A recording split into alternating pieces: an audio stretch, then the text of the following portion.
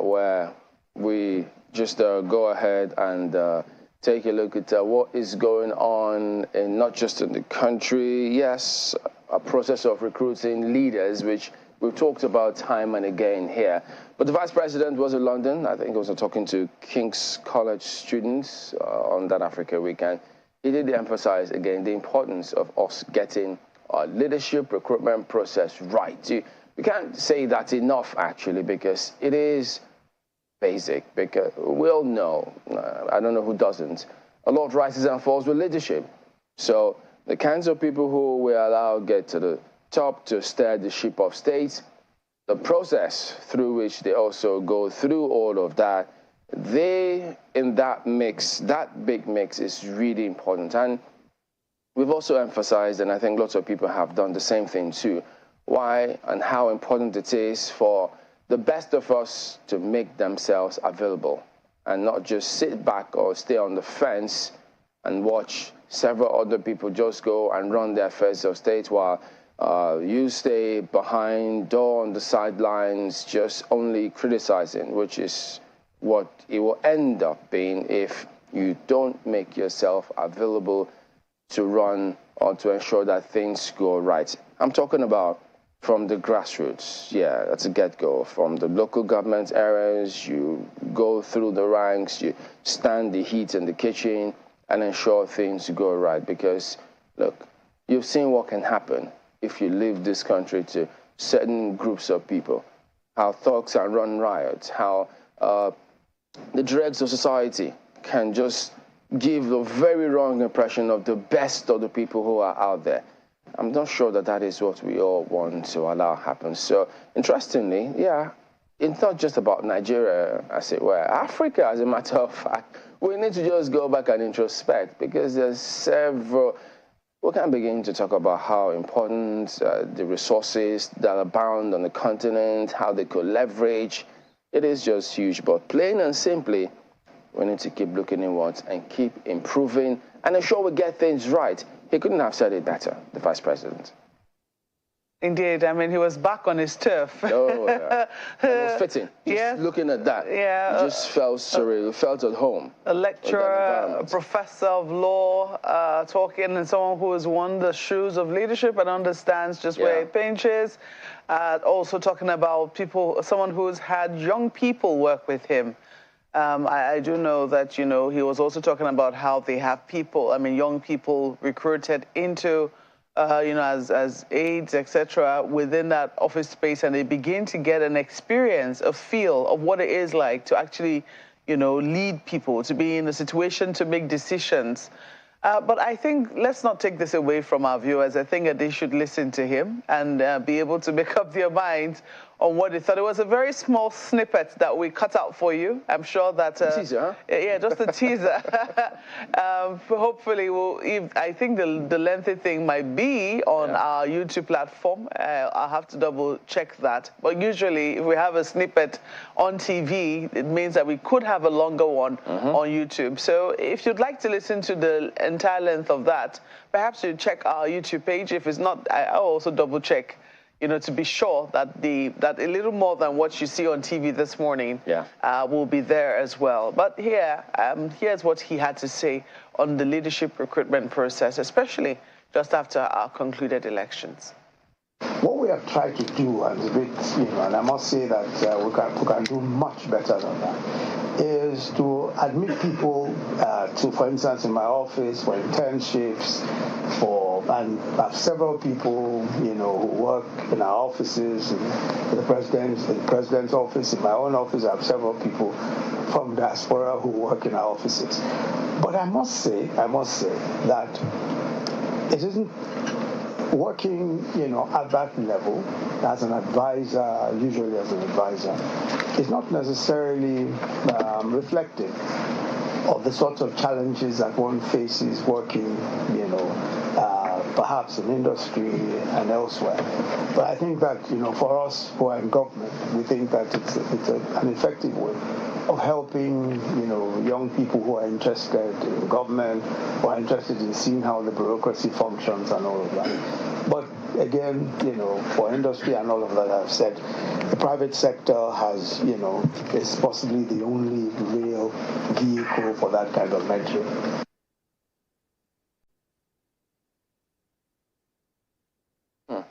Quite interesting. As a matter of fact, I think, who knows? I mean, the VP, of course, will have a lot of perspective in terms of one key thing which everybody talks about, but nobody wants to take headlong because of the possible consequences: the civil service, the neck of the government. Oh, boy. That's the thing about being a lecturer. You always find the appropriate words. I mean, he didn't say civil service, he said the bureaucracy. I remember reading, when you read all of this, I don't want to say British newspapers, but when they speak about this thing, they talk about red tapeism. The bureaucratic big wheel, they churn really slowly, etc. They're talking about civil service. End of story. It can be pretty difficult to get things done, especially when you look at the rules. It's slow, it's laborious, and where there is corruption, it's even more difficult. But hey, guys. And there is really. Do you want to give it a shot? I mean, as to what he was saying, do you think that we will be able to get more young people, especially in this day of getting things done like this, and with technology, with the inclusion of technology, and them seeing how things can work, especially in the private sector? Do you think that if they had a stint, if they had maybe a mentorship or a what they call that now, I don't want to say apprenticeship, but like an internship process in our bureaucracy, do you think that more young people would be interested? Maybe they would like to get in and fix things. What are your thoughts?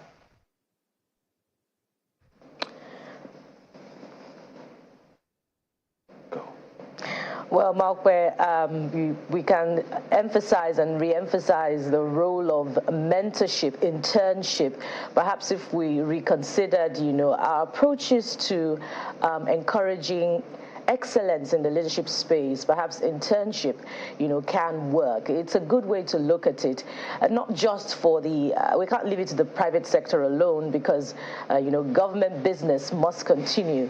But perhaps the Vice President has engendered some form of reflection for every one of us, about our leadership recruitment process. And I'd like to take it a bit further back down, to the start of the 2023 electoral process, where we began with the delegate system. When you talk about leadership, you can't, discountenance the role of political parties. You can't also discountenance the role of internal democracy in our leadership recruitment process. That is very, very critical. So when you hear of lack of internal democracy in our leadership space, you know that from the onset, challenges have begun, to shape the leadership recruitment process. And then again, we can't forget in a hurry, the delegate system that was hugely complained about being monetized. We saw the category of people who were to determine future leaders, for the next 4 years, and a lot of concern was expressed about that, about how that process impacted on the economy, impacted upon the exchange rate and all of that. And, we had a huge conversation on this platform about the essence of, taking a second look at that process and ensuring that that form of electoral college got some form of education, such that those delegates who are involved in recruiting our leaders from the first leg of the recruitment process indeed knew their left from their right. So are we going to start some form of academy, at that level? The role of internship also at that level was critical. Also, how do we get the youths involved? I recall the Vice President talking about that as well. So many areas for us to reflect on, just to get this right. Perhaps in the next 4 years, we can start preparing for it, but perhaps in the next 4 years, when we look back, we'll be a lot more satisfied about those that have emerged from, our leadership recruitment process. But it must start from this point. Well, do you also embrace internship? Well, it's something that even, on the sidewalks of our conversation with the governor of Rivers State yesterday, look, some of you need to start political mentorship programs. glad that Maku mentioned the fact that the Vice President has already begun that, having some form of relationship with younger people. And quite a number of politicians already have young people working with them, but at what level? And what's the intent? What kind of relationship do they have? Where is that relationship going? I think that's what's important. Now, Maku and Chamberlain, you are right on the money when you emphasized the civil service as the bureaucracy that the Vice President was talking about. He's never hidden his position on the fact that we need to work on the civil service from the very beginning of this administration. Yes, his reservations. Yes. So, I mean, if governance is going to drill down, the civil service will play a significant role in that. But what is wrong with the civil service? What needs to be done with the civil service? Emphasizing the fact that a good number of people that will find themselves in the civil service are what? Yeah, young people. So what kind of mentoring, what kind of preparation have we given to them to put them in the throes of the work so that when they get in, they're not sunk into the system, but they actually reflect their own life differently. Things are going to be done differently by young people. Yeah. Let that be understood. Let that be emphasized. Let that be established. So when they get into the positions or opportunities that they have around them, what are we teaching them? What are they going to continue 5 years, 10 years after those who put them in office or in positions leave? A whole lot of conversation. I don't even know where to begin, guys. So, just to add that, it's instructive that, some of our leaders in the political scene, at the legislative level and the executive, they take on young people upon their wings. And that's how we find some young people emerge in leadership positions. But then again, if young people now want to get into the process by themselves, through political parties, through elections, there is that concern about the huge amount of money that they have to invest in at the primaries, just to get appointed elective positions. I don't think that would matter much if the mentorship was right, if the reasons for leadership has been communicated to them significantly. Who are the people teaching them? What are they teaching them? But money. It won't matter much if the process has been, less has been demonetized. We're saying the same thing in different ways. What are the mentors teaching them? If the mentors are teaching them that money plays a role, absolutely. But if the mentors are telling them something completely different, I think that's for me is what the whole idea is, guys. All right, let's go right ahead and take a look at some of the dailies this morning. And we're going to start with the Guardian newspaper.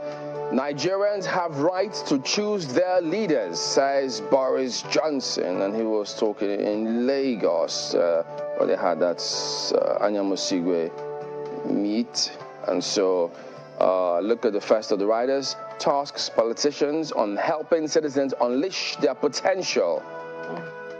Yeah, so politicians usually, first of all, taking a look at their own personal interest, what works for them first, before they eventually help citizens unleash their potential, if at all they do. Court restrains IU from parading self as PDP national chairman. Only PDP NEC can suspend me, IU boasts. Wike mocks IU, says fight against him just started. So you see all of that associated with that big lead on the front page here this morning. So you'll get to see a lot of some of these other matters. But at the bottom strip, cash squeeze. Ngige meets NLC, CBN to avert protest. Look, it's just beginning to look like, well, not just beginning. People see this picture time and again, or most times when, if they're about to rock the boats, then you say, okay, sheath your swords. But several people can be on the sidelines watching things deteriorate, and Nigerians go through harrowing experiences, and you wonder what is being done to ensure that things are done right. But, well, I guess the jury is out on that. You can tell us what you think on all of these matters, but we'll see what NLC does with this meeting. And CBN, what did the paper say yesterday? Opening their vaults. So how many of you have gotten anything from the vaults now as a result of the vault opening? You tell us. That's Guardian today. Well, at least you wouldn't know if you don't try. So let us see what the reports will be with regards to that. Just to mention, Buki, talking about academies that have been opened, leadership academies. At least I know of one, the Kashim Ibrahim Fellowship, opened by the Kaduna State government. I know it's highly competitive, and they take Nigerians, young Nigerians, let me qualify that, from every part of the country. Very competitive program, but certainly one worth looking into for young people who are interested in leadership. I also know that the speaker, Femi Gbajabiamila, is also looking into one. I don't know how far they've gone with that, but that's what I do know. Daily Trust is the paper I'm reviewing for you this morning, and they have this. Queues persist as Nigerians hoard Naira notes. Yeah, they're also focusing on the Naira notes situation this morning. You also see the example of the queue. This was taken from Lagos, the picture on the front page, yeah. So, I mean, if Lagos is still queuing, if the people are still queuing in Lagos, do you want to guess what it would be like in other parts that are not Lagos or Abuja? These are some of the issues. But it will seem that maybe the CBN is doing its best, but if people now get it, looks like they're not ready to quickly spend it. So they're hoarding. POS operators mop up cash at ATMs. Charges drop to 100 Naira per 1,000 Naira. That's 10%. It's still steep. It's still very steep. So imagine you're going to withdraw 20,000 Naira. You'll be paying as much as 2,000 Naira, you know, to withdraw 20,000 Naira. Well, I don't know if I doubt if I'll do that, though. Well, the CBN is not giving up. It says hoarders will have their fingers burnt. That's what the CBN is saying. Emefiele urges NLC to shelve protest. It's on page 4 of the paper. You also see at the bottom there, PDP crisis. Court restrains Ayu from parading himself as national chairman. It's exercise and futility. It's according to the chair. The battle has just started. That's attributed to Wiki. It's a page 12 read. On top of the lead story there, you see this hunger rights abuse increasing in Nigeria. Others, that's according to Amnesty International. Meningitis kills 52 Nigerians in 21 states. Oh, dear. Okay, so I thought we're out of the dry season, but hey, it's still very hot in some places. So just that this illness is such an avoidable one, and people don't need to die as a result of, you know, the fact that we have very bright sunlight. Yeah. Page 5 is where you find details. You also see at the bottom, Adamawa Governorship, Feintiri kicks as Binani demands result review. So lots of stories to look at on the front page of Daily Trust, but let's leave it there for the paper. Speaking of stories to look at, we're just talking earlier about what's happening in our leadership space.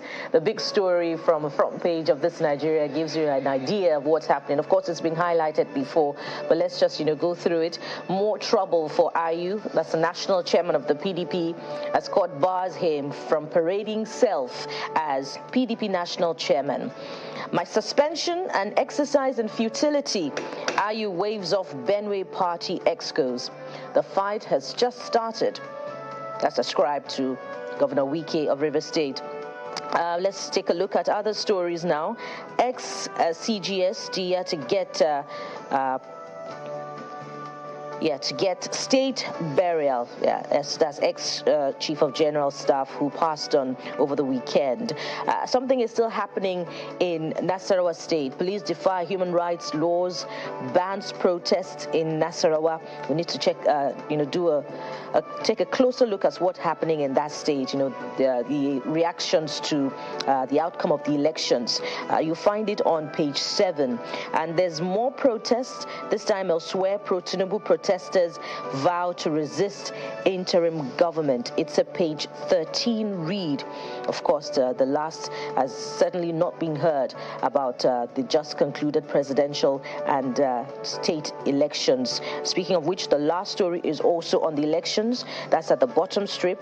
INEC fixes April 15 to conclude outstanding supplementary elections. Let's leave it there now for This Nigeria. The Leadership newspaper is also interested in that PDP story, and how does it caption it? Yep, that's it right there. PDP crisis deepens, confusion trails, IU suspension. Stories on page 4. Court bars national chairman, ward executives, disown suspension letter. Okay. I will get injunction to vacate court order, IU vows. The war has just begun, says Wike. All I'm particular about, guys, is how will we have a veritable opposition to the leadership that is coming in? There are three pressure groups: the people themselves, the CSOs, but the political party is usually supposed to play the role of opposition. How is that going to go? I guess we'll see. That story you see is on page 4, and you see 4 points of issue right under the pictures there on the front page of the paper. Under the nameplate, yes, we've talked about this before. Naira scarcity persists as banks continue disbursement. Find that story on page 7 of the paper. Well, we've asked you to let us know what your experience has been, despite the banks being opened on Saturday and Sunday, as directed by the CBN governor. Adamawa Kebbi governorship candidates no fate April 15. Will they? Well, the story you'll find there on page 4 of the Leadership newspaper this morning.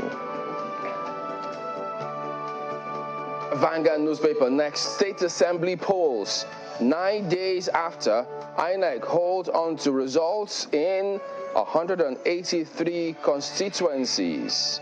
Adamawa, Yobe, Jigawa, Sokoto, Kano, Kaduna, top states with awaited results. As if you're waiting for your results to exams.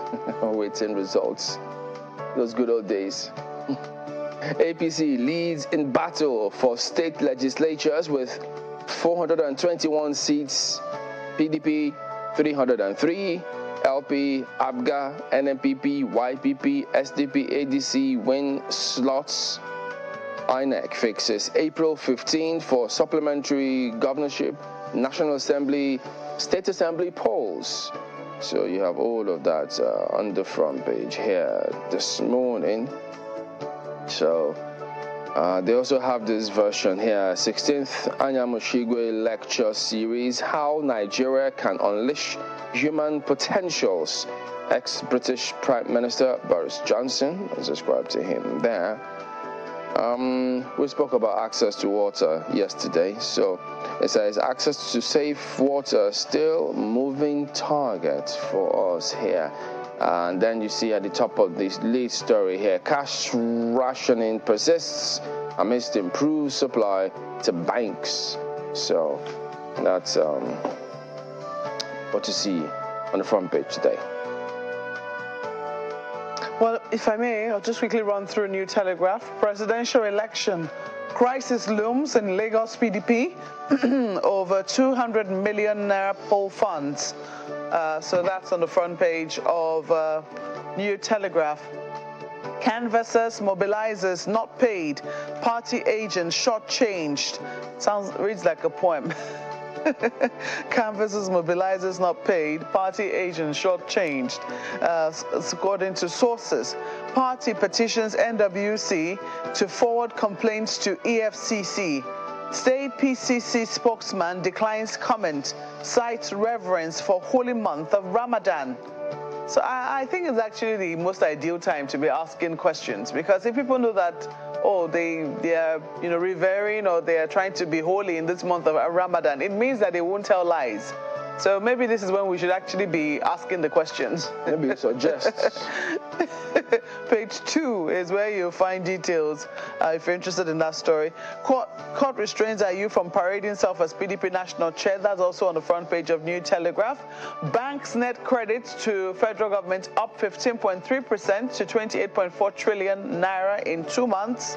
And look at that. Commercial private airlines compete for dwindling pool of pilots. So it looks like our pilots are also leaving in droves. Oladipo Dia to get state burial, says Abiodun. Gunmen kill 3 NSCDC operatives, 2 civilians in Imo shootout. Retired customs officer killed, son abducted in Plateau. So some stories around security-related deaths. We'll leave it there for New Telegraph. And very quickly flip to the Nigerian News Direct. Of course, we've already trailed, the PDP leadership crisis. So let's just look at some other stories for you. Go above the nameplates. You see these ones. The first by the extreme left, NCC renews commitment to industry collaboration, inclusiveness. But this one is interesting. Investors in Nigeria hardly make profit due to hikes in MPR inflation rates. That's ascribed to experts. Of course, there's another category of people who hardly make profit, and they are the backbone of the economy, the small and medium enterprises. I'm sure Ayo will be interested in that. Yes, very much interested in that. And we just talked about NPR and inflation rates. How about the 30+ taxes, levies, and dues that they have to contend with on a daily basis? Those issues aren't just going to go away as well. Not immediately. I hope someone is listening. Add to that the cash crunch and the emerging fuel scarcity, or the returning fuel scarcity, not emerging now this time. Lastly, before we exit the Nigerian News Direct, NLNG starts another round of, I beg your pardon, commissioning of university teaching hospital projects in 4 states. So we'll wait to see the impact that will have in the health sector in those 4 states. That's it for the Nigerian News Direct. First of all, begin with the impact they have had over time, because that's one of the organizations that spend huge resources on CSR. Daily Independent has this one, also interested in the PDP crisis. PDP crisis deepens as court sacks Iyorchia Ayu. The war has just started. Governor Wike tells Ayu others. Where that is coming from, I don't know. You're going to have to find out yourself. And right under the picture on the front page, fake motor insurance takes over market amid premium hike. Here we go.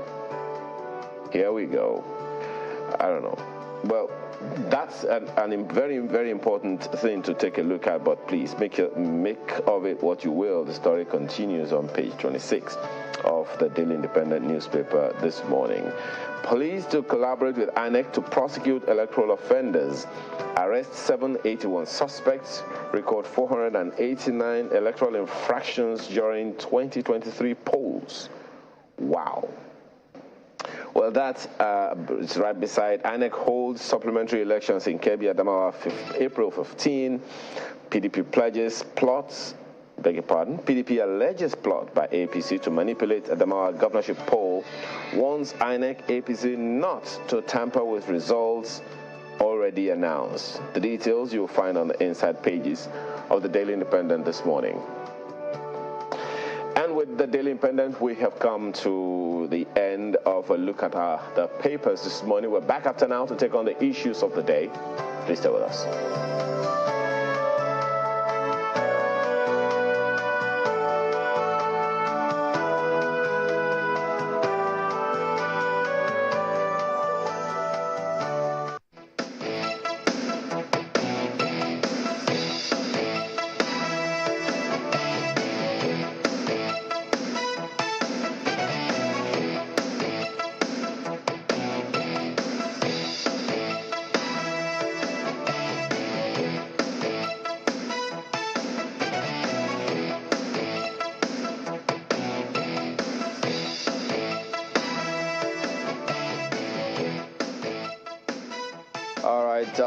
Welcome back. Yes, we'll kick off. We're taking a look at developments within the polity, and then in Rivers. As you've seen there, we've got Mr. Tonye Cole joining us this morning. He was the governorship candidate of the APC in Rivers. Good morning. Thank you for coming on today. Good morning. How are you today? Yeah, well good. Thank you. Excellent. Hope you are good too yourself. I can't complain. Okay, so let's take a look at scenarios. Well, we just came off the elections, governorship elections, most recently after the presidential, and you did participate in that. Perhaps just start by asking you, so considering all the build-up, your party going into that elections, what did you expect going into the election in terms of your performance and everything? I think there were 3 things that were expected. The first aspect of it was that the BVAS had been sold as a technology that will be a game changer. And so that brought a lot of people hope that there would be a change in the electoral outcomes in Nigeria. So that was the first one. BVAS technology. The second one was hope. And the third one was that we would have a violence-free election. So for me, going into this elections, those were the things that we sold to the populace. It's what brought hope. It's what brought a lot of people interested in the election. And to an extent, all three hopes were dashed. The BVAS did not work as it was sold to work.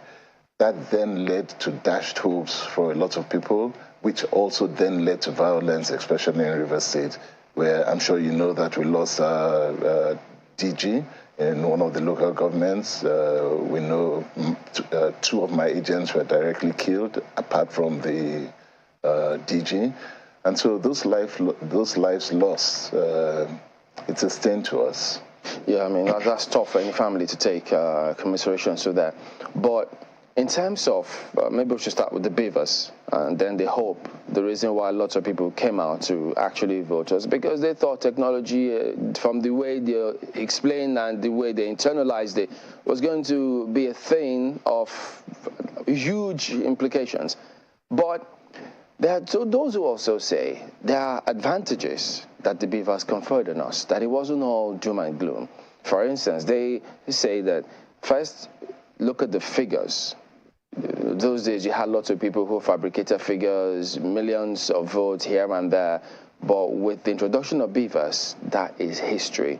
So do you consider that of any consequence? So to an extent, what you're talking about is the accreditation part of the BVAS, yeah, which worked. And that's for everyone shows one thing, how many people actually come out to vote, how many people actually register. And so you have true data as far as that's concerned. And for me, that's an advantage. But then when you take a look at the apathy, the number of people who actually did not come out to vote and why they did not come out to vote in Rivers State, then you know that there is a problem. And what happened in that instance was voter intimidation. People went out, they warned that anyone who is coming out, who is not coming out for PDP, would be killed, would be maimed, would be whipped. People were whipped and all of that. And that for me was a big stain. Should never have happened. So yes, BVAS in itself brought out the true number of accredited voters that we have in Nigeria. And that is a good thing. It's a positive thing that we can build on. Prior to the BVAS not working, no one believed that hijack of polling units and entire electoral staff was possible, because we were told that the BVAS also worked on geotechnology. And so if you moved it away from its polling booth, it will shut down, it will not upload. We found all of that to not be true. And that, for me, in particular, we built our campaign and we sold it on the fact that people's votes will count. And that was a big disappointment. Has there been any communication about INEC's performance? I mean, I know that they usually have these meetings with political parties before the elections, trying to find out what happens after the election. Do they expect people aggrieved, go to tribunal and that settles it? Or do they have conversation in terms of what transpired, how do we improve it, in terms of the performance of the commission themselves? No, not yet. So all INEC has said is go to court. And I think it's a wave of a hand, a dismissal of something that is so fundamentally flawed. Yes, we will go to court. That is part of the process. But there was a fundamental truth that was sold. The INEC chairman went to Chatham House. He sold this, and he sold it consistently. I went to Osun, I supervised the elections in Osun, I saw what BVAS did in Osun, and I saw the difference it made. And it was something that we believed. And there are INEC staff that believed it, there were politicians that believed it, there was the entire populace that believed it. And I think Nigerians were conned at the end of the day. It just was such a disappointment. Well, some people might argue that, the technology wasn't the problem. It was the people who were handling the technology that was the problem, and perhaps the context in which the technology had to work. I don't know if you have thought about this side of the argument, especially when you look at what happened when you talk about voter suppression. There's nothing that the technology could have done there. when you talk about the fact that people didn't feel safe to come out to vote, how the BVAS was not going to be able to work there as well. So for you, when you look at the context of conducting elections in Rivers State, what other proposals do you think should be made so that, you know, people can feel safe enough to come out to vote, and that at the end of the day, that their votes will count? I 100% agree with you. Technology in itself is only as good as those who will administer it and those who will use it. So BVAS was sold as a game changer, and I agree with that aspect of it. Now, where did it fall short?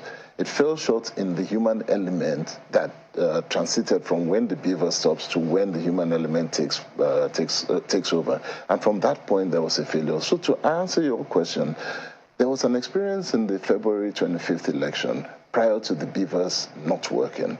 And you saw a dramatic change in how people behaved. People came out, people voted. Why? Because they had been sold this idea. So there was safety at that point. People actually believed, and they came out en masse.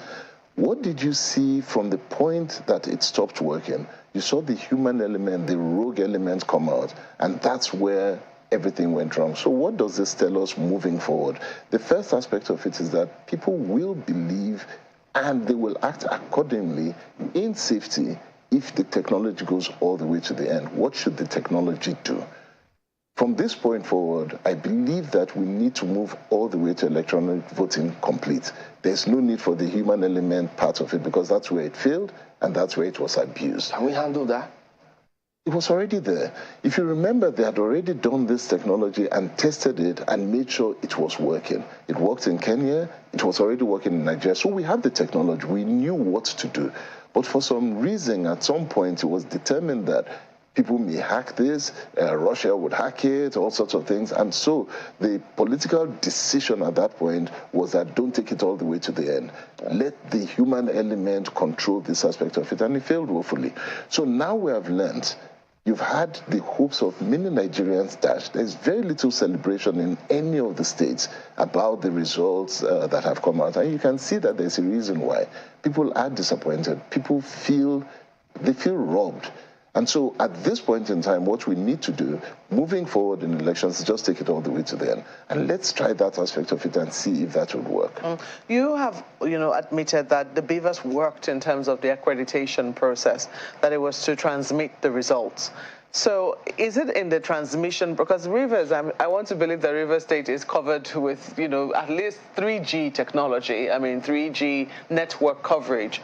So is it that it did not transmit results to the result viewing portal, or that the result viewing portal was down? Because that was the complaint for the presidential elections. The INEC officials were trying to upload the results. Not that the BVAS had any problem, but the site looked like it couldn't take those results. It wasn't working. But in the governorship elections, at least for a number of states, we saw that the result viewing portal was up, and we could see it being uploaded. I do not know what the particular experience was for result uploading in Rivers State. Okay, so Rivers is very, very peculiar. What then happened in Rivers State for the gubernatorial election? Threefold. The first aspect of it was it started with a build-up of intimidation. And so voters were intimidated. They were told not to come out. Whips were bought. People were whipped. Canes, town criers went into communities saying that nobody should come out. If they came out, they would be dealt with, and so on and so forth. So voter intimidation was very, very heavy. So that brought down the number of people coming out to vote because they were scared. The second aspect of it was that they discovered from the first instance that if you took the BVAS away from the vicinity, it would still upload, it would still work. And so what that then did was that the kidnap or hijack of polling units, entire polling units, happened as soon as the elections occurred. People had finished voting. In some cases, before the counting of the votes occurred, the police came, and this was shocking, because you had local government chairmen and councillors coming in their vans with the police and taking entire polling units away. And there was very little we could do. If we resisted that, then that would escalate violence, and there was nothing that we could do, because they came armed and all of that, and they carried them away. took them to unknown destinations, and the next thing we saw was that these results were uploaded. So what you then saw was that because the voting did not occur electronically, and the polling units, the BVAS, were not disabled as they said they would be disabled if you moved it from location, results were uploaded. I don't know, I listen to INEC a lot. I know that the Professor Mahmoud promised a lot of things, but I don't quite recall him saying that if you moved away, it won't be able to upload. Because I do remember that there are quite a number of places where, when this transmission thing came up in trying to, fashion out the Electoral Act, there was huge debate. I'm sure you must have followed the controversy. Some people say, no, the network is not strong. Or in some places there'll be no network, etc. And the conversation was that, even if there is no network, as long as the officials have started the upload, whenever it is they get to where there is network, it will automatically upload. So I know what I do know is that the names on the BVAS were specific to a polling unit. So there is no way you could take a BVAS away from polling unit A and use it in polling unit B.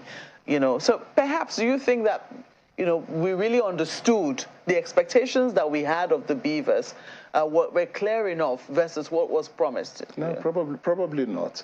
And it was new technology to a lot of us, and so everybody was learning as they went along.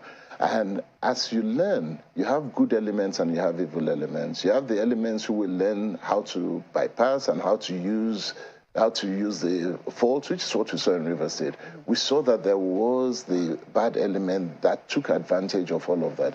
And the fact was that if we were going to resist what we saw coming, then it meant that we were just going to escalate violence. And we kind of knew that it was going to happen because we had heard it. It's a small political environment. And so we knew that there were plans to kidnap. We saw people come into the polling units who were strange. And there was not enough security to counter that in any case, because this was it was a national election, security was widespread and all of that. We had choices. And one of the choices that we had was to also arm and equip our own side equally. But the thought of that just meant that this was going to escalate into bloodshed, death and all, and we chose not to. But about some of the things that may have affected your performance, ultimately. Quite a number of people, well, at least some, I don't know if I can put a figure to it, think that your campaign, the build-up to your campaign was affected because it appeared as though you were isolated at times. You couldn't galvanize because the court cases slowed you down. You couldn't galvanize a lot of support.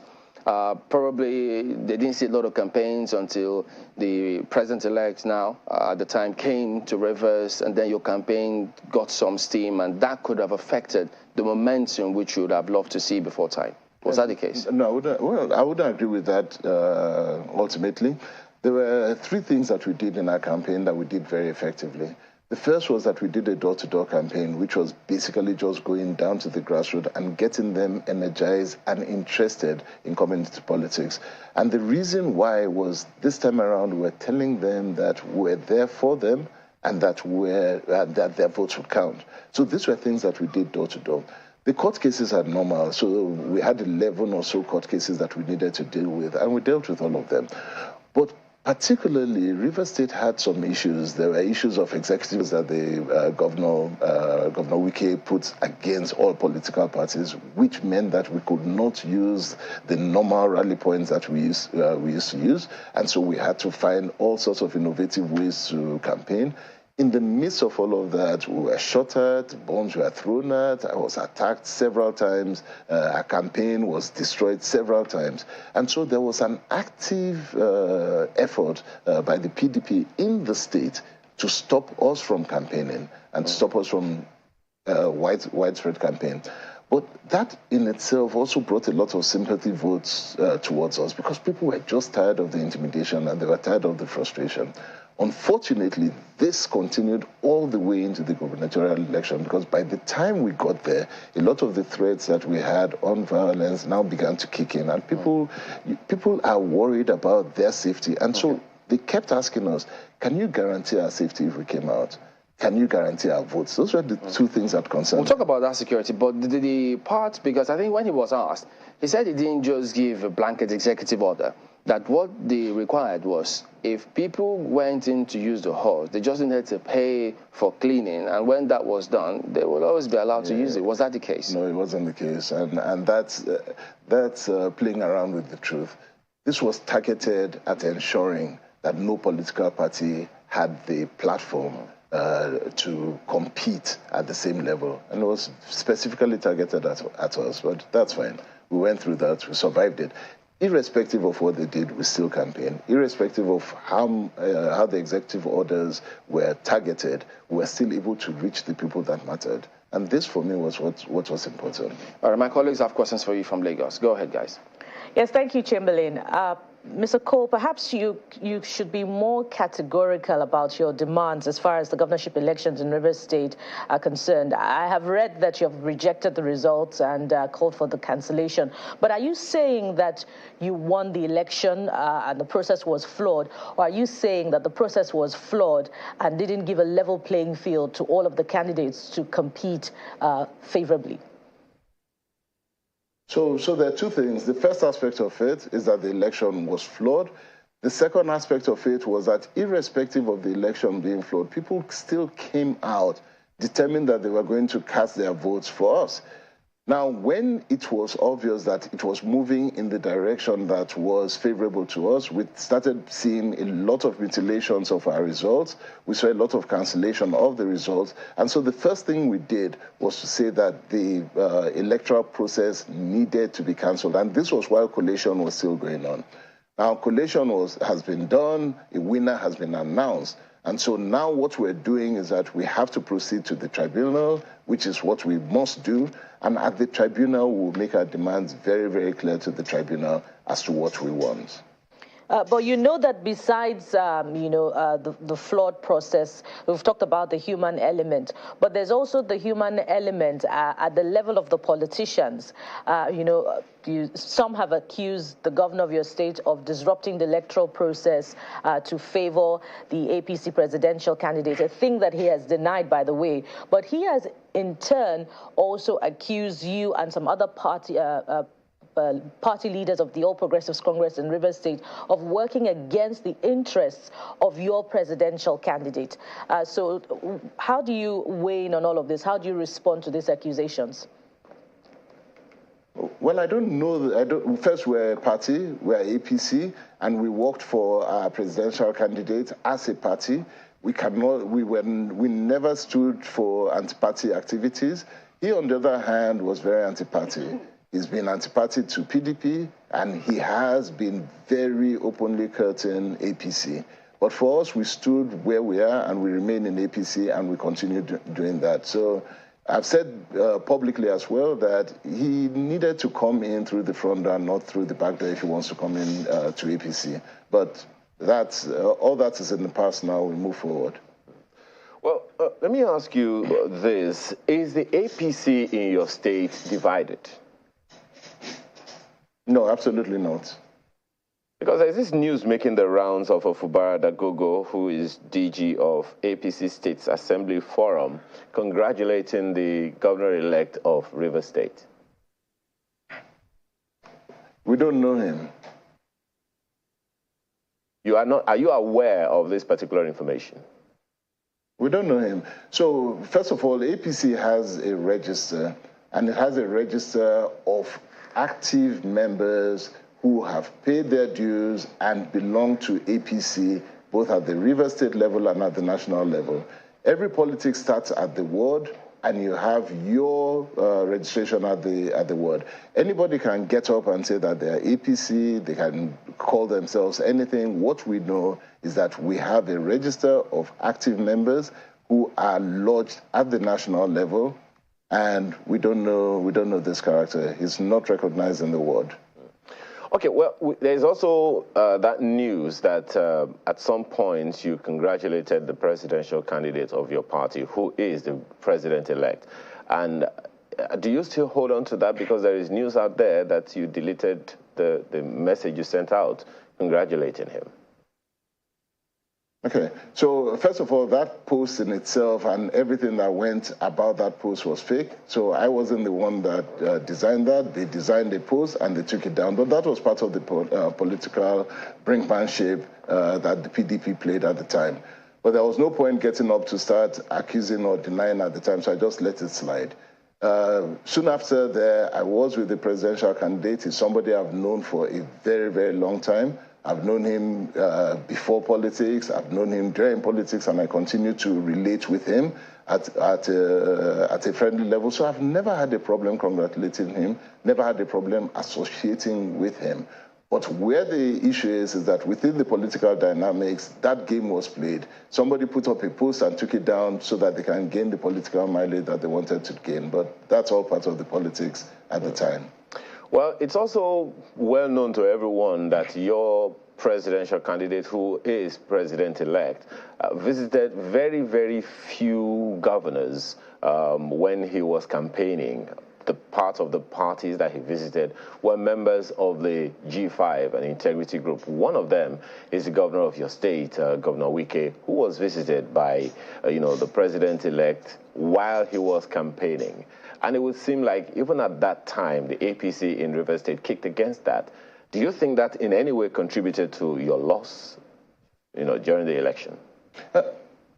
Well, if you follow the political trajectory of what the president-elect was doing at the time, there were two things that were at play. The first aspect of it was that he was trying to encourage and make sure that Rivers State money would not go to the PDP presidential candidate, and in that instance, foster the division that was already in the PDP so that he can enhance his chances of winning within the state. And so he did that. Within the political context in the state, it was understandable that he will cut that to ensure that he won Rivers State by bringing votes from PDP and bringing votes from APC together. So that was understandable at the time. And we had a discussion, I had a personal discussion with him regarding that, and I understood what was going on there. You couldn't fault it for the politics that it was. However, to a lot of people on the ground, at the ground level, there was some confusion as to where exactly all of this was leading to.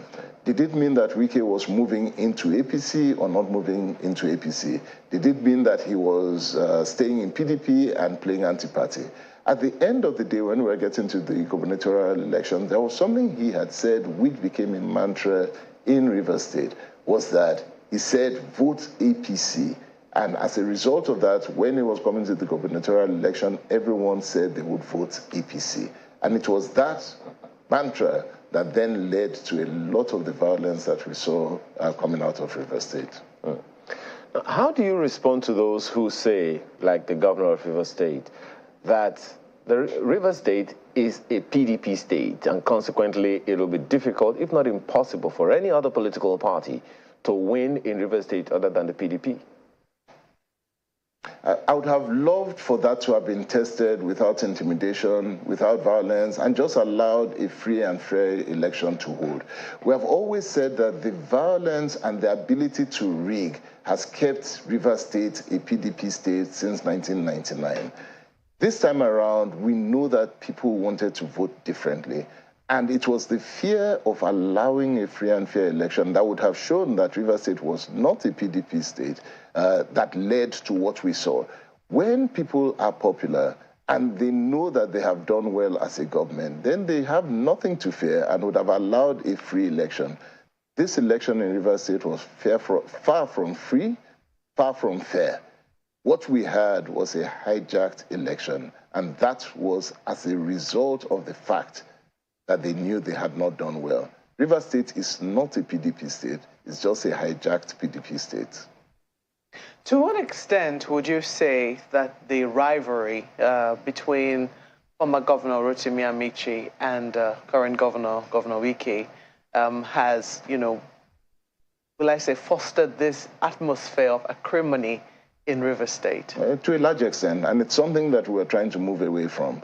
Rivers State and a lot of people in Rivers State are fed up and tired of that acrimony, and people need to move on. And so one of the things that Rotimi Amaechi had done was just stay away from the face of that politics and allow things to move forward. With every opportunity that Governor Wike had, he had to bring it in. And this was not an election between Governor Wike and Rotimi Amaechi. It was an election between myself and Sim. Sim never showed, Sim never spoke, Sim never came out, and it became a Wike's third term. And so Wike pushed this election, he continued to push the election, and he continues to push it even after the election is over. I don't know that Sim has been interviewed. I don't know he has come out to tell us what he wants to do. I don't know that many people recognize him at all. But whatever the case, Amaechi's term was up. Wike's term is up on the 29th of May. But will they continue to try to make this about them? Would Wike continue doing that? I'm sure he would. So moving forward, what's next for you? So first, the next immediate thing is that you go to the tribunal. My prayer, the tribunal is an interesting place. A lot of people are also very skeptical about whether the judiciary will do what the judiciary ought to do in terms like this. But we have to keep believing. So the first aspect is we will go to the tribunal. We'll see what the tribunal would bring. Should the tribunal do what I believe they would do? Because this was clear to everyone that everyone saw that elections in Rivers State did not happen the way it ought to happen. Let's assume with the evidence that we produce, the election is overturned and then we get into government, all well and good. If on the other hand that does not happen, we continue. We're not going anywhere. This election, and for me in particular, I made a point that I was going into politics for the next 20 years, and I took that decision 4 years ago. And so here I am. I'm here to stay. We're not going anywhere. We'll continue to fight this until the right thing is done. I think Nigerian democracy needs change. It needs to be done properly. And we'll be fighting for that until we get it done. All right, then, Mr. Tonye Cole, governorship candidate of the APC in Rivers State, thank you for talking to us, and we wish you all the best. Thank you. Good morning. All right, we will be back in just a moment. Stay with us.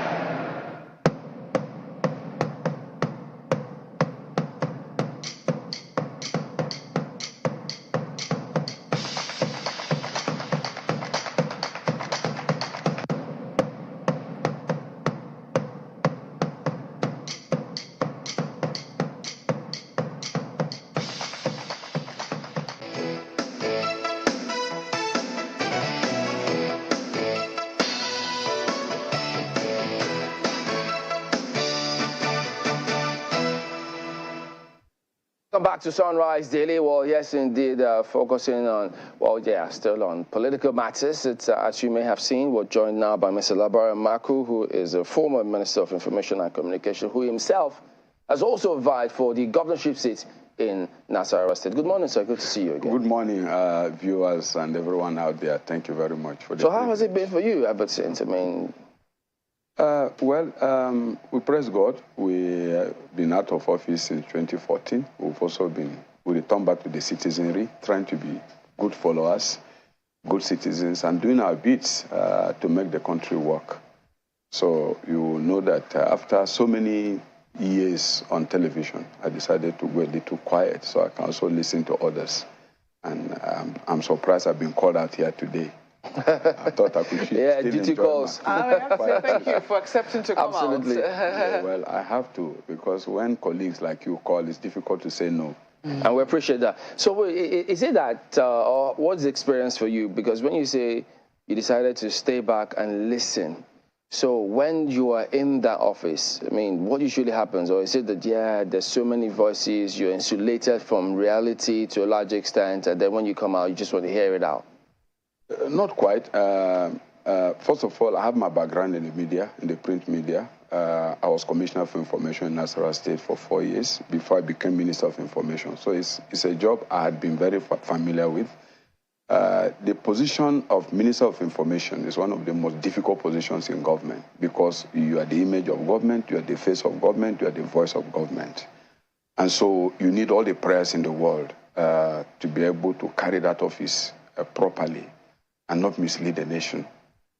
You need to represent government well, but you're also not just the representative of the government. You are the spokesperson of the citizens of Nigeria. So you are speaking both for the people and for the government and for the country. So whenever you speak, you must know that, yes, though you're officially a spokesperson of government, you're also the spokesperson of the people of Nigeria. It is their government. It is the people that you are serving under the authority of the president. You convey his policies to the best of your ability truthfully, and at the same time also speak to the hearts of the people and represent your country by speaking for your country. You are the PR man for the government, for the people, and for the country. So that's a very unique position for you. So, which means, because when in government, we understand, regulatory bodies will be cautious and worried about, of course, we are worried, there has to be a country so that we all will be here to do a job. But journalists still think, wait a minute, but we have a job to do. You understand both sides. So what's your explanation as to how to stay in the middle to make sure you balance all of this out? First of all, you have to be God-fearing and truthful.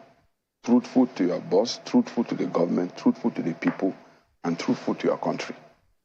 And you will notice that I tried the much I can as Minister of Information to speak to the facts and to speak in such a way that we're not shouting at people or doing pure propaganda, but relating to people. And when people seem not to be hearing, we have to go on a nationwide government tour to show people things and speak and answer questions from the people. One thing I always remember was that being a media man, I understand the complications, in public communication. And I tried to carry the press along. You will notice that throughout the government of Jonathan, we didn't have any major incident with the media. In fact, as Minister of Information, I persuaded the President to sign the Freedom of Information Act into law. That was one thing we achieved, although it's not really being used now. I don't see a lot of people going to government, going to ministries and departments demanding for public information. Government is a public trust. It does not belong to anybody. It belongs to the nation, it belongs to the citizens. But the problem we have most often is open self-censorship. People don't want to speak the truth. Government is about speaking the truth. Government is not about lying. The government represents the voice, the sovereign will, the sovereign power of the people of a nation. We can do a lot of things by speaking truthfully, and especially when government is performing, you have nothing to be afraid of. And so what I did was to be able to ensure that I represent my boss very well, speak truthfully concerning what government is doing, and also speak to the unity and progress of Nigeria. So wherever I was found and I had to do my duty, I always remember that I'm exercising delegated authority to convey to the people what government is doing and to convey back to government what the people are saying. So you have to stay in there and make sure that you do not lose your balance and concentration.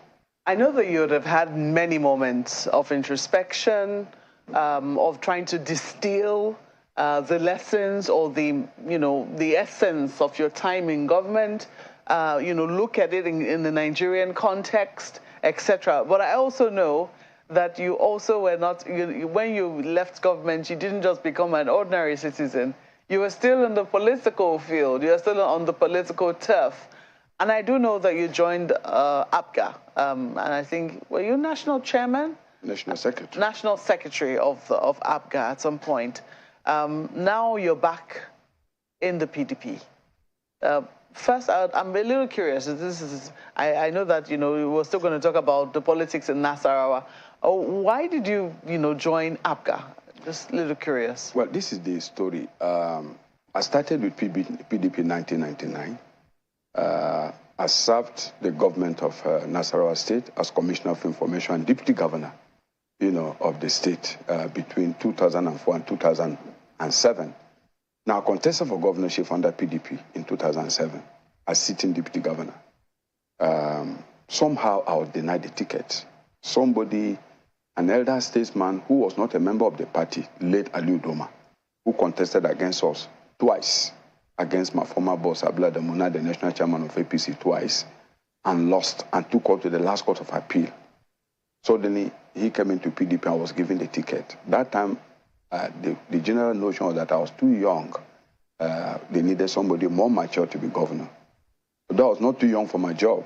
I was not too young for all the responsibilities I held, but I patiently stayed back. Then in 2011, God made it possible for me to be the Minister of the Federal Republic of Nigeria, which I held, from 2010 up to 2014. Now, I was the sitting governor in 2014. Doma was defeated. I wouldn't say defeated, was pushed out in 2011. I believe he won that election. Doma was defeated. He left office as the sitting minister, and I became virtually the leader of the party in Nasarawa. And we held PDP together, did everything to make the party strive. But towards the primaries, there was a conspiracy in the national leadership of PDP then to deny me the ticket when I vied for the governorship. So having been denied the ticket in 2014 under very curious circumstances, 2007 under curious circumstances, and in 2014 again. And I decided to test my popularity under another party to see whether it is the people that don't like me or the PDP. So I went into APGA and contested for governorship in 2015. I defeated Al-Makura in 9 out of 14 local governments. People were just waiting for the result to be announced when they did the same thing they have just done now. They just went in and cooked up figures and then announced a different result. Everybody in Nasarawa State, including those who stole the result, they now won the election. So Nasarawa is a very curious place. Somehow, there's a clique of people who don't want democracy to run in Nasarawa State. They are running it as a state that does not belong to everyone. And because of that internal conspiracy against the majority of the people and democracy, they keep rigging elections. They keep writing results.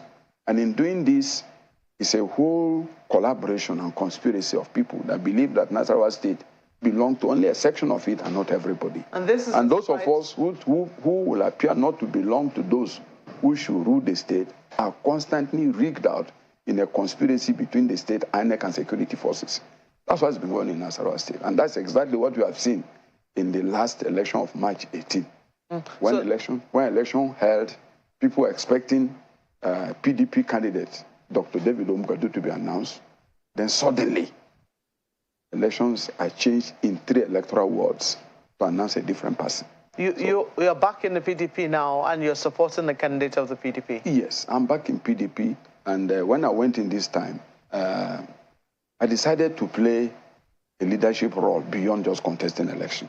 to see what we can unite the party and create a larger platform, for the election.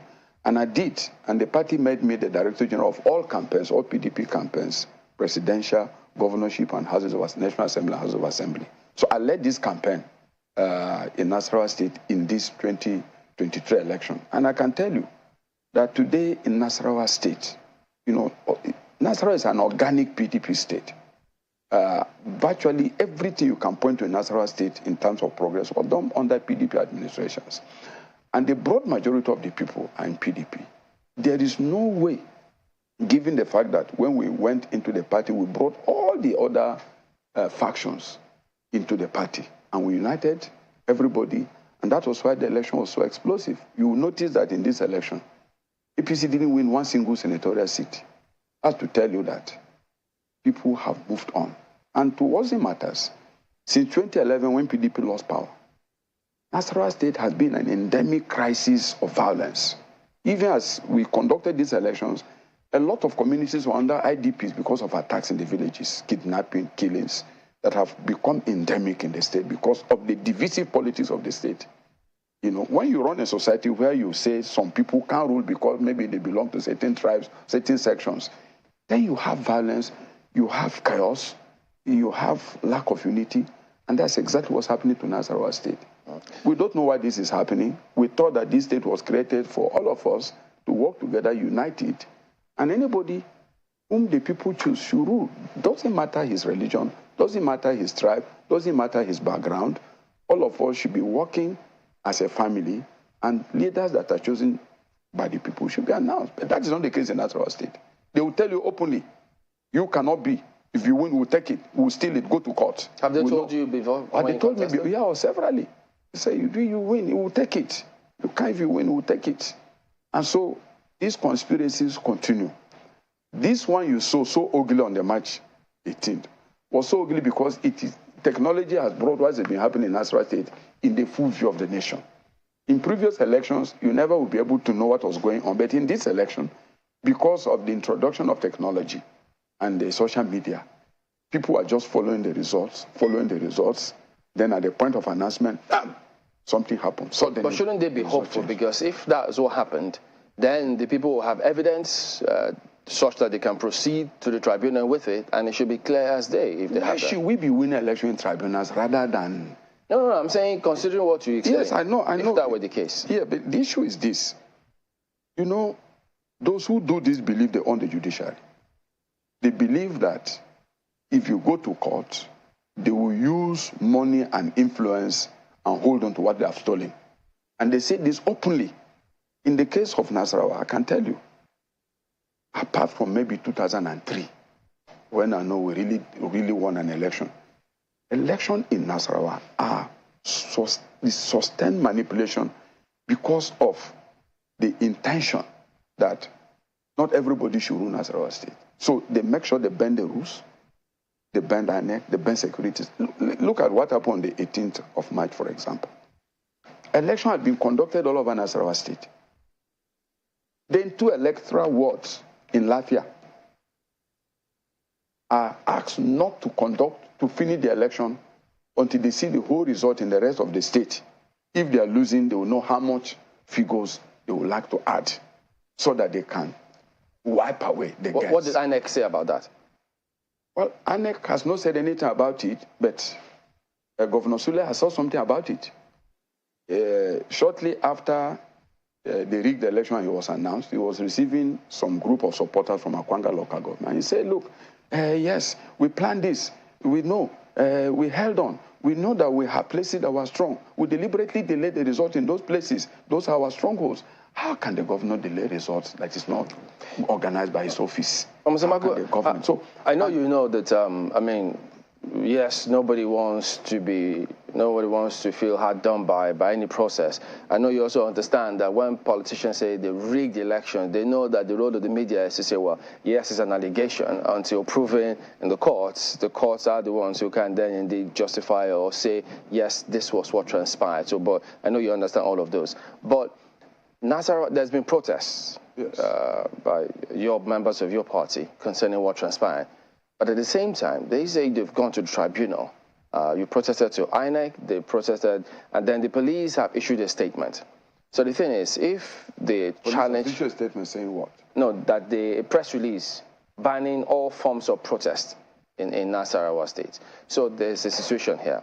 If the PDP has gone to the tribunal, what's the point of protesting? Because that's the police press release saying, look, they're citing security concerns. So are they going to continue the protest, having gone to the tribunal, or what exactly are they asking now? We're not the one doing the protest.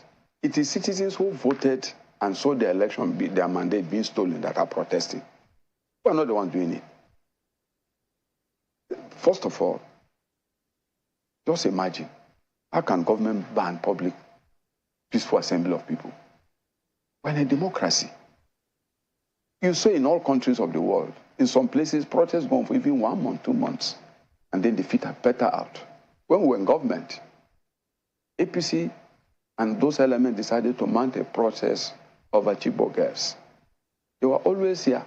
You were here, in Abuja here, seeing them at the National Park. Every day they were there. We didn't stop them. How does a democratic government ask security people to ban? We know it's coming from the state government, not it. But there's some, though. So why will you ban public protests? Public protests are a constitutional right of citizens. It's not. What if it turns violent? It didn't turn violence. But there are some cases where... excuse me. It didn't turn violence. Some persons have been... At any rate, the right they were attacked at some of those protests. The role of security service is to provide security to ensure that if it goes bad, then you handle whichever element is misbehaving. It's not for them to come out and declare a ban on public protests. We're not living under dictatorship of the military. It is the right of citizens to freely assemble and express themselves. That is a constitutional right that no security forces or even the government can withdraw. So again, that is to tell you that the ugliness of what is happening in Nasarawa is being for the first time brought to the public light. And so the state government and who rigged the election are uncomfortable with what is happening in Nasarawa. Nasarawa is sitting in a chess pit of internal oppression of people. Okay, I know. And that is why you are seeing those outbursts of protest, because anything the people can do, they have done. They vote, they rig, they vote, they rig, they vote. There are now different people. But you go to court, they block you. But we cannot accuse the state government of being the ones that rigged the election. Definitely, I can tell you this on high up. They are the ones. You have documents to substantiate all of those. What are you talking about, document? The state government had a place called a command center in the government house. That is the place where they designed and rigged the election. They wanted to hack into the election. It didn't work. Then they decided that they will hold the election in a way. They will hold the election in Lafia, where they claim to be their strongholds. If it looks like they are losing, then in collaboration with INEC, they will add figures to the result and announce. You have all this on tape? Listen, and we can go to court. And let me go to INEC. If you go to the IRF, you will see that. But this let me finish first. You have it on tape. Let me learn. If you go to INEC, you will see that the elections had been uploaded in virtually 99% of all the polling units. Let me take Gayam and Chiroma wards. By the way, INEC is located in one of the electoral wards, and then they could not conduct election for 3 days. Yeah. In the headquarters, where INEC headquarters is located, the election is finished in Toto. The election is finished in far away local governments, but it will never finish in Gayam. I need to bring in my colleagues in Lagos. Because they need to manipulate. But Mr. Maku, you haven't told us what you said about them saying they wanted to do plan A or plan B. Do you have them on tape? Listen, we have access to information. I'm a journalist. I have access to information. That's why, and you know that's why I'm asking if you have it on tape. I have access to information. And I want to assure you that what I'm telling you are sources we got from those centers. And I can assure you that, after all, the election was rigged in favor of who? Is it in favor of the state government? They're the beneficiaries of the rigging, so you can't make them. You can't say again. That they are it's up to tribunal to determine whether or not it was rigged. So let me bring in my colleagues in Lagos. Go ahead, guys. Yes, thank you, Chamberlain. Professor Maku, if indeed the PDP, Nasarawa State is a stronghold of the PDP. In this governorship elections, without discountenancing your allegations of rigging, by the way, the margin of lead, by the APC is still rather wide. How do you explain that? That widening is fictitious figures added to APC figures at the last minute so that they can. Those figures are not explained by the accreditation by BVAS. Those figures are not captured in the BVAS. Those figures that you saw being announced at the last minute came from 3 electoral wards. How can an election in 3 wards overtake the election in the whole state? So they just cooked those figures up and announced at the last minute to give the sitting governor victory because none of us other than this group must rule Nasarawa State. So that's what happened. If you go to IRF, you will notice that in the accreditation for Chiroma and Gayam ward, there are different figures for the House of Assembly and the governorship. But it's the same beaver that was used. How can you suddenly 2 elections announced? The one for the House of Assembly has different figures of accreditation and the ones for the governorship. But it's the same accreditation, the same number of people that voted in the governorship election as those that voted in the House of Assembly election. But if you go to the IRF and you go to the back end and you see they are different from what was announced. This was simply brazen and criminal. Do your worst. That is what they were telling us. We'll add the figures, we'll announce it. Do your worst. So that so-called wide lead is not explained. Look at what happened. What did the APC get in the presidential election? What was the votes of APC in the presidential election, for example? Look at the gap between what they voted in the presidential election and what they got in the governorship. That is one. Number 2, in this election, PDP defeated Sule in his local government, in Akwanga local government. We defeated him flatly. We defeated him in his ward. We defeated him in Akwanga zone, which is his own zone. Then we defeated him in Doma local government, in Obi local government. These are huge population centers. Then we defeated him in Karu. Where are they cooking those figures from? Very clearly, you will notice that this was the most brazen act of criminality I've seen in any election. That people suddenly just go and use 3-4 units and add to their figures and just announce. Those figures are simply fiction. They don't agree with the total accreditation for election in Lafia local government, in Gayam, in Chiroma. So that is what they were doing. It had nothing to do with the real votes cast by the people. If you want to do that, go to IRF. You will see the gap between what they declared and what actually took place in the election proper.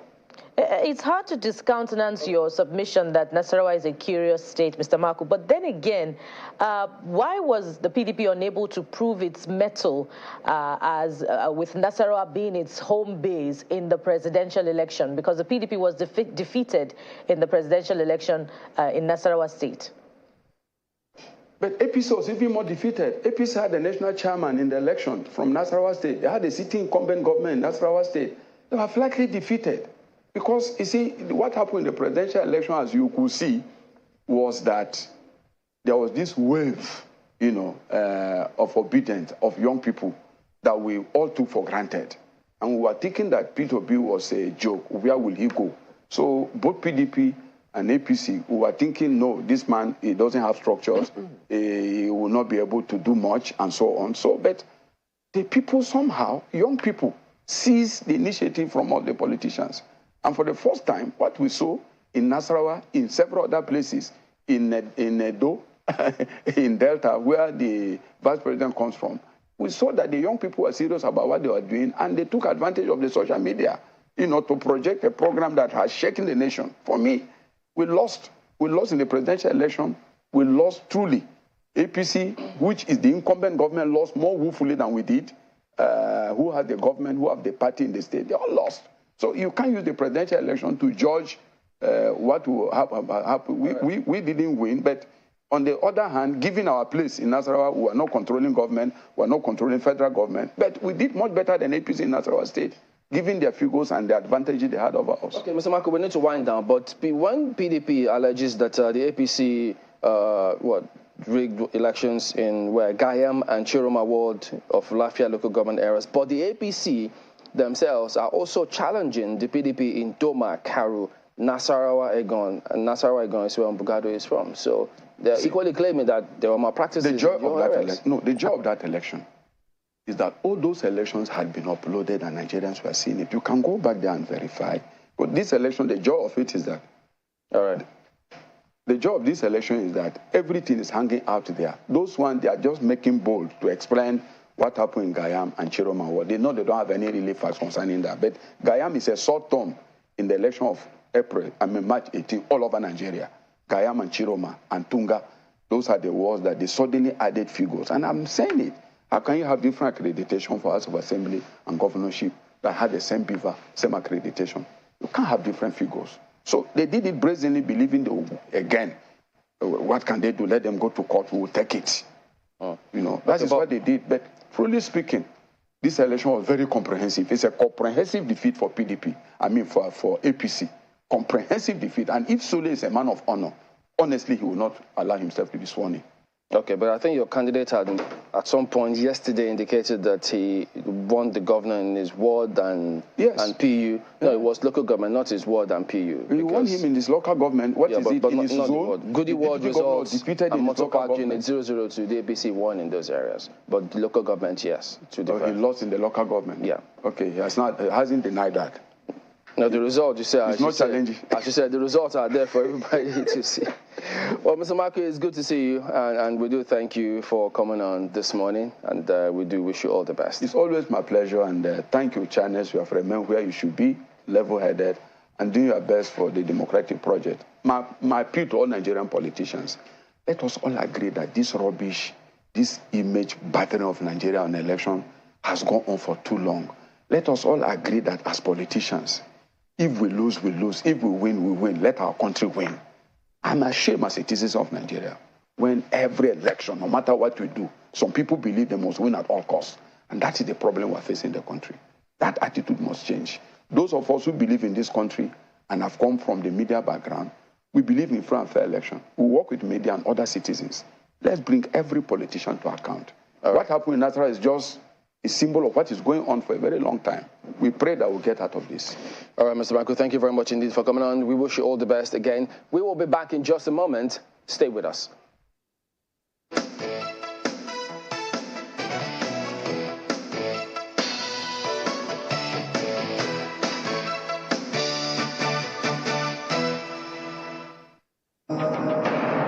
The Subnational Audit Efficacy Index assesses the level of transparency and accountability in the management of public funds and implementation of public policies in all 36 states of Nigeria. The SA Index 2022 will be presented on Wednesday, 29th March 2023 at the Abuja Continental Hotel by 10 a.m. Attendance is strictly by invitation, powered by Paradigm Leadership Support Initiative, PLSI, with support from the MacArthur Foundation. Ladies and gentlemen,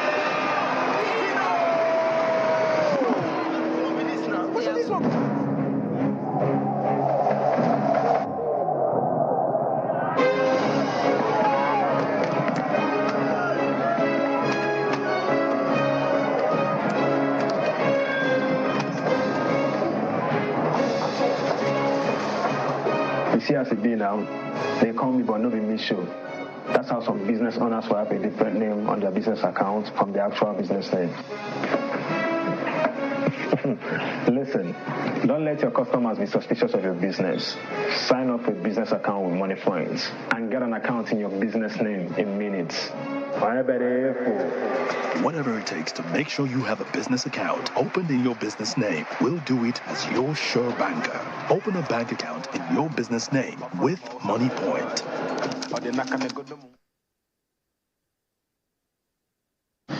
We have not seen the last of it, because yes, a supposed winner has been declared. It's a process, it's not an event. So we see this to the end before we then begin to say what decision are we taking as a party. Let me reiterate that we went into this election against all principalities in Lagos State. We ran this election against INEC, we ran against the police, we ran against APC. As a matter of fact, we ran against some of our leaders within the PDP. And we feel so proud that as Lone Rangers, we were able to stand on our feet and put up a good fight for this election. And that was what you found in figures are getting here and there. And for them to now say that what we polled is 62,000 votes in Lagos. So all of us were just laughing and all that. We've seen how the TPEX, some of our result sheets, where we got 403, the TPEX is 0. It turned into 43. is everywhere, and something like that, and all of this. But we understand how this is. We've collected enough evidence for us to enter the next process. What we saw yesterday was a bureaucracy, thuggery, hooliganism at its finest. A government by the thugs, for the thugs, by the thugs. And this cannot be acceptable. It is a wrong precedent to set, because the next time people want to participate in elections, they will believe it must be violence, it must be war. And Lagos deserves so much more than that. There is no government or leadership that should be maiming their residents, harming their citizens in an aspiration to lead those same people. This divide, this ethnic divide that the APC brought into our politics will have long-term effects on our state. And it's not just politics. As of today, people were at our Labaran Market trying to set it on fire. These are the real-life consequences of political dog whistling that the APC turned this election to. And we need to stand up against this. The results, we've been saving them. Every 30 minutes has been downloaded, has been uploaded on iRev. And we have noticed that they've already started changing and manipulating these results. Even the results that they are uploading is very different from the results that we have in our collation center, and we are currently tabulating, and it shows us clearly in the lead. An example of this is this result here. At Ota Primary School, you can see the clear manipulation where 20 for the APC has been turned to 120. 67 for LP has been turned to 7. And 43 for the PDP has been turned to God knows what at this point. This is what INEC is doing. And there's supposed to be an umpire. But fortunately, we have all our results, and we're going to challenge this evil that INEC, in collaboration with the ruling party, has done to disenfranchise so many voters in Lagos State.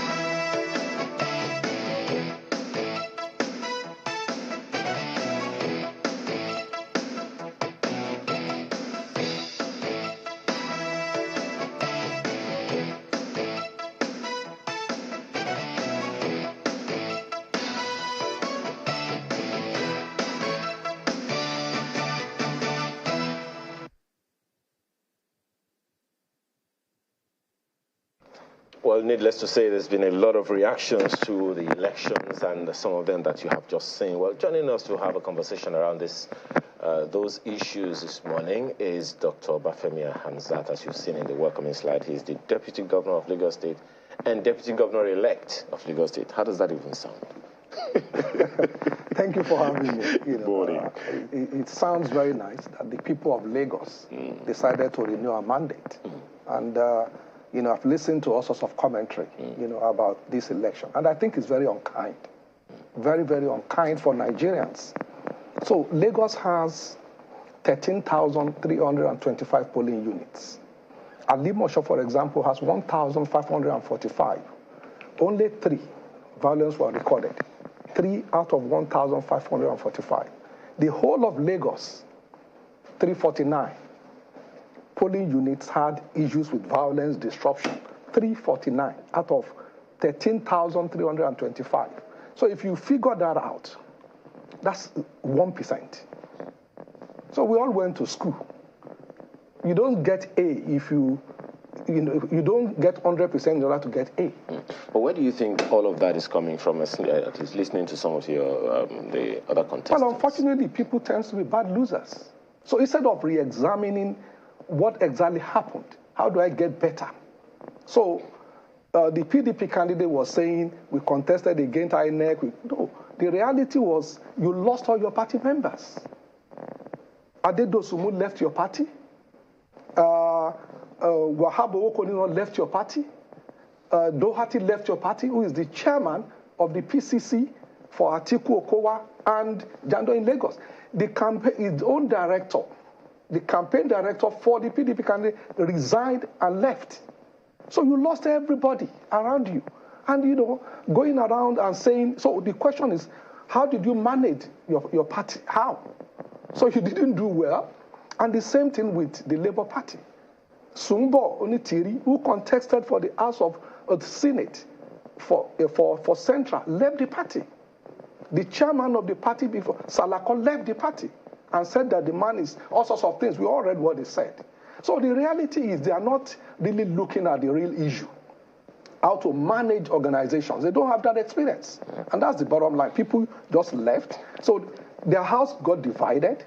And, you know, people voted. So to now ascribe all this effort, we ran, look, in Nigerian election is probably the biggest anywhere in terms of monolithic election, because we have a single ballot across the country. That's not what happens in, say, United States of America. Each county has their own different ballots. So we have the same ballot in Lagos that you have in Kara Namuda, that you have in Nasarawa, Marawa, all over the country. One single body is doing all this election, over 177,000 polling units across the country. It's a logistic nightmare. Okay? So you have a country where your infrastructure is not 100%. Your logistic infrastructure is not 100%. Transportation is not 100%. So, and we expect INEC to just do a miracle and let everything just be perfect. No. Is it too much to expect that? Because that is exactly what Nigerians expect. That is why we have had this continuous, unbroken democratic process in this Fourth Republic for 24 years now. So that is what Nigerians expect. That is what they said they can do the job. Well, so, yes. So the question is, if there is violence somewhere, INEC did not cause that violence. So we all have dependencies in life. Okay? So if I'm doing a job, I depend on some other people to do certain things, right? So the reality is, what did that component do? The people that are taking dogs, but fighting is that INEC? That's not INEC. So if you take Lagos, for example, people say, oh, violence. In Agbo Palace. Agbo Palace is part of Oshodi Solo local government. They have close to 735 polling units, if my memory is correct. 50 polling units are the issue of violence. What happened? And that's what I expect commentators to actually examine. What is the issue? The issue is this. In Agbo Palace, we have 21, and interestingly, they are showing it on your channel. They have 21 gated estates. Unfortunately, INEC did not say you have a monopoly of your polling booths within your estate. So there can be people outside, 4 or 5 people that will be voting in that estate. Unfortunately, people lock the gate to prevent people from coming in. So that's part of the problem. Say, no, you can't disenfranchise me, and so on and so forth. So those are some of the issues. So what do we do next time? Should we just put it outside or something? So those are the issues that we need to look at. But how do we make sure that we don't cause these issues within communities? Because you place the polling unit inside the estate, and there are people that are supposed to come in to go and vote, and they were disenfranchised, and they were unhappy about it. Dr. Hamzat, just a second. You know, you've spoken to figures. So there's the place of figures, but then there's also the place of emotions. And there are a number of people during our election studios who said, look, politics is a game of passion. And that is also it's been very prominent in this election. All kinds of passions being expressed and all of that, which has caused huge divides among us. How do we begin to mend fences? Lagos is Nigeria in a microscope, literally. We have to find a way to bind ourselves together. We have to unite. That is what Lagos is known for. That is why people come to Lagos, listening to your president, the president-elect, who is also a member of your party over the years. People come to Lagos, not for whatever reason, but to have a good life. No sentiments whatsoever. And it would seem like, dare I say, that the Lagos state government has failed before the elections to unite the people's emotions and focus on the purpose of the state. No, I disagree with you. I mean, it's not that the state government failed. So you said we're people of emotion, but emotion is never a strategy. Okay? So the reality is that you do the greatest injustice to your brain as a human being when you speak without evidence, because you start to kill your brain. Because, so I can say, for example, that you are wearing a blue suit. It's the truth. But the whole truth is that you're also wearing a white shirt. So when I describe you, I cannot just say you are wearing a blue suit. I must say, well, you are wearing a black shoe. So that's why when you go to court, they say the truth, the whole truth, and nothing but the truth. So the problem with us is that we take a snippet of the truth, not the whole truth, and we magnify it and diminish our country. Elections all over the world. We saw what happened in the United States. It's one of the greatest democracies in the world. Nobody says, oh, there are elections. No, no, no. So the reality is what happened. And that's what Congress is trying to do. What happened? Why did people come here? And people, today I was just seeing it on your channel that about 300 and something people have been arrested for it. Let them be prosecuted. And that's the bottom line. If you commit a crime, let you be prosecuted. And that's the way to do it. But to say that this election is the worst, it's not true. And we must establish that fact. But Dr. This is a fantastic election. The will of the people were all over the country. For the first time, we saw governors losing their Senate seat. Before, people just write this number. We have election before, during General Obasanjo, where people, the vote received was more than the registered voters. That's not the case here in this case. There were BVAS that accredited people. The issue of IRF that people are talking about, let's examine it. The BVAS is an electronic equipment that authenticates you. Remember, that database is already sealed. It's a static database. So INEC has said as at a certain date, I'm not registering anybody again. So it's static. Therefore, INEC now checks to say, BVAS, checks to say, is your name in that database or your iris, can I check it in my database? If it is there and is assigned to this polling unit, that's all it does. We did not vote on BVAS. Okay? So they gave you a physical paper. You thumbprinted on it physically. You physically put it in a box. It was physically counted. So what exactly are we talking about? That, electronic. What electronic? What are we talking about? So BVAS take a picture of the result. Remember, when the result is counted, it is entered manually into a form. Everybody signs. So BVAS, you use BVAS to take a picture and you send it off. So go figure. How do you query a photo gallery? How? So when people say, that's what I'm saying, that for us as an intelligent people, let us look at the process. And it's not about emotion. Dr. Hamzat, you have quoted figures, and you say that 349 polling units out of 13,000 plus polling units in Lagos is where violence was recorded, is where we had logistical challenges. But 349 polling units could be representative of, let's just say, for a sample size now, representative of 100 voters that were disenfranchised, and that's just being, moderate. It could be more.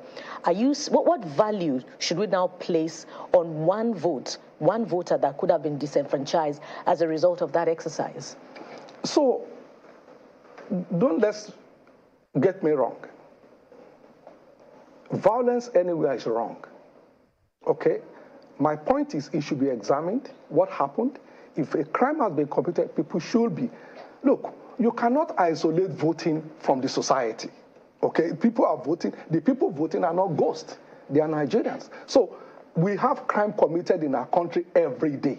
So election is also a microcosm of what happens in our society. So to now say that, our election should be totally separate from who we are, it's ridiculous.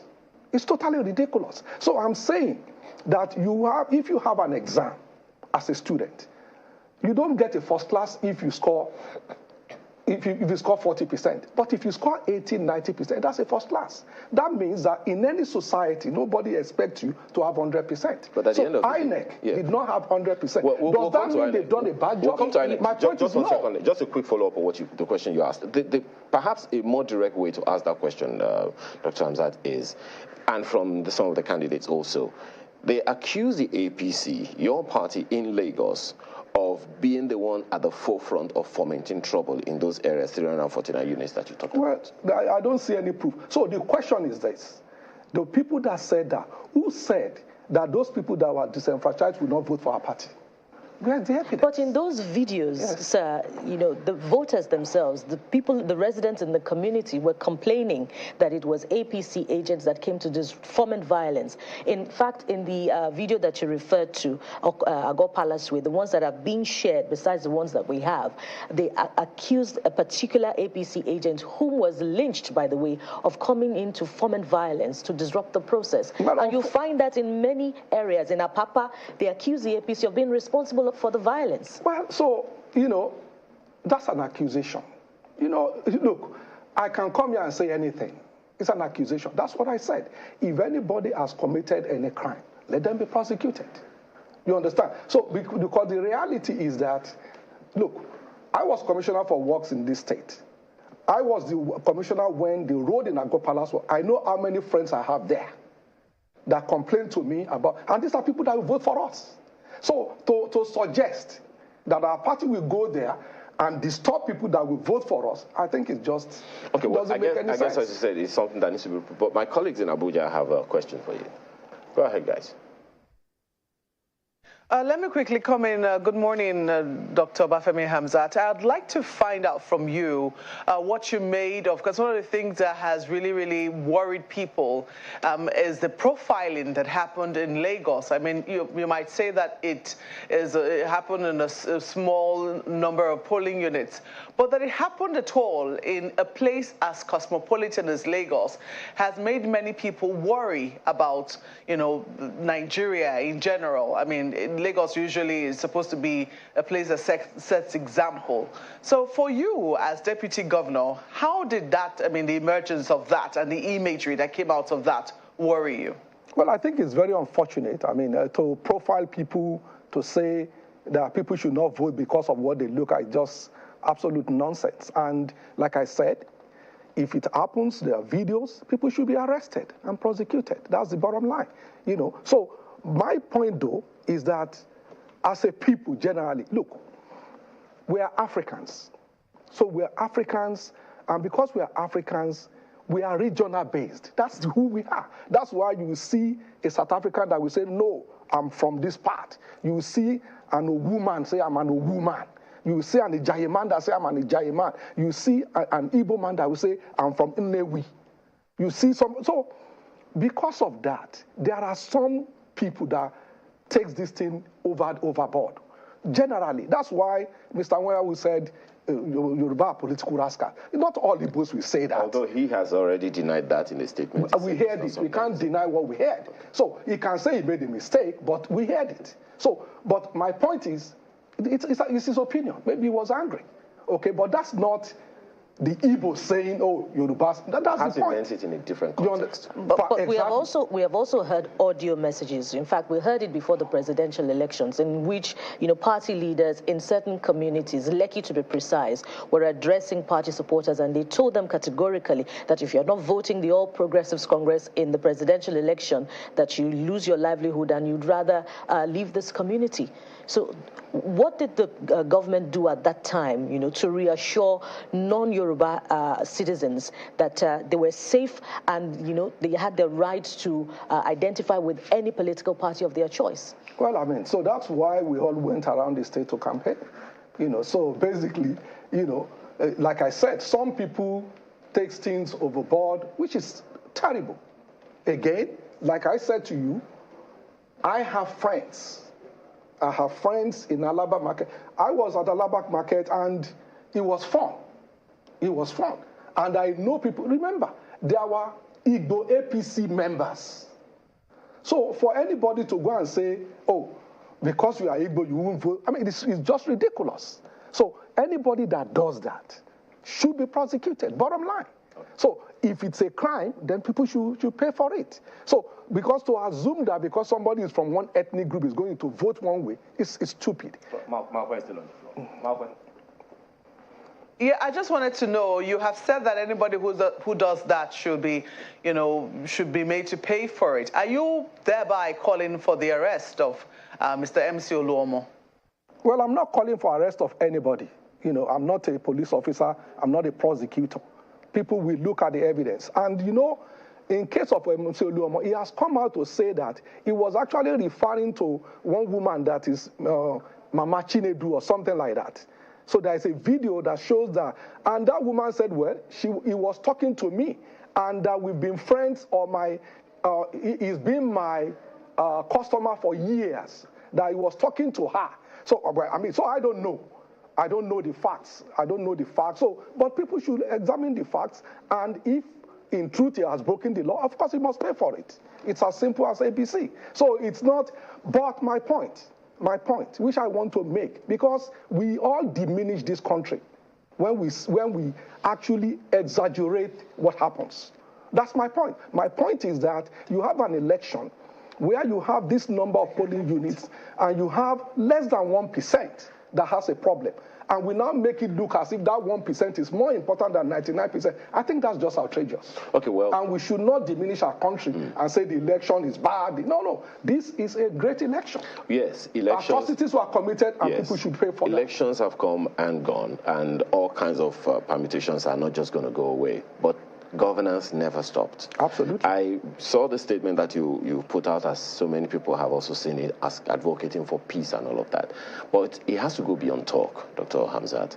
What will the government be doing in terms of communicating with people to ensure that we all continue to live in peace and harmony, so that the progress and development that we have all worked for doesn't go up in flames? Well, I think if you listen to the acceptance speech of Mr. Governor, you will actually also see that night, where he said that's not the people we are. It's not about violence. It's not about ethnic bigotry. It's not about... My apologies. That's talk. Yeah. What's the action government Well, is taking? So the reality is that's the way we've been ruling for 4 years. Or that's the way we've been ruling this state for 19 years. That's why we have Igbos as commissioners. Well, that's why we have Igbos. That doesn't happen in other parts of the world or in other parts of our country. So that's why we engage with people. That's why there are Seriki outside in all communities in Lagos. That's why there are Igbos in Lagos. You understand? That doesn't happen in other communities or in other states. So that's why they are a part of the involvement of everything. That's why we have, in each senatorial district, that's why we have consultative forums of different ethnic groups. The same thing with religion. That's why we have NASREC. That's Muslim and Christian community across our local government. So that's why we have different sectors, religion, ethnicity in Lagos that we talk to based on religion, based on this. So that's something that we've been doing. But I'm saying that there will be people that we always try to, break the rules. We must punish them. The moment you punish them, it serves as deterrence to order to say, no, this is not the way for us to go. Well, there's so much to discuss with you, Dr. Hamzat, but we're completely out of time already. Let's just hope that one of these days we can bring you back here and have further conversation around this. But we have to think, just one thing. There's this issue around the Chrisland School that has just been reopened from what we gathered, simply because we understand that the parents were shouting. What's the latest about that? And is there any deterrence? Because that's not the first time that it's happening at Chrisland School. So what really happened? So they had entire sport. So they left the school and went outside the school to a stadium. So the autopsy shows that it was electrocution. So what happened was there are all these vendors selling things. Unfortunately, the young lady stepped on one of the cables. So the question is, what is the protocol? Did they follow the protocols when you go outside your school? Where are the vendors supposed to be? Is that where they are? And all those things. So the investigation is going on. But as you notice, a lot of people have been charged. So it's going to go to court. And of course, the court will decide what will happen. But a lot of people, the DPP has seen evidence that... But many are wondering if Chrisland will still be allowed to do business in Lagos. The questions were asked as to why it was reopened in the first place after the first experience. Well, I think, like I said, there are protocols. So what happened did not happen in their school environment. So when you evaluate a school, did they have this, did they have that? So, like I said, they went outside the school to do an entire sport, and they didn't follow that protocol. So, for me, I don't see why the school should be shut down permanently. Well, as I said, there is definitely going to be more times to have these conversations with you. Dr. Obafemi Hamzat is Deputy Governor of Lagos State, and congratulations once again on Thank you very much. Election. Well, that's the much of the conversation and program we can take today. Do we have messages yet? Doubt that we have enough time for your mails, but thank you for your feedback. That's how it's been on the program today. We'll be back again tomorrow with more. I am Bukola Koka. I'm Ayo Makinde. Have a wonderful day. We always appreciate your comments, your mails, actually. So thank you for watching. We'll see you tomorrow. I'm Chamberlain Oso. And I'm Malkwe Ogun Yusuf. Goodbye.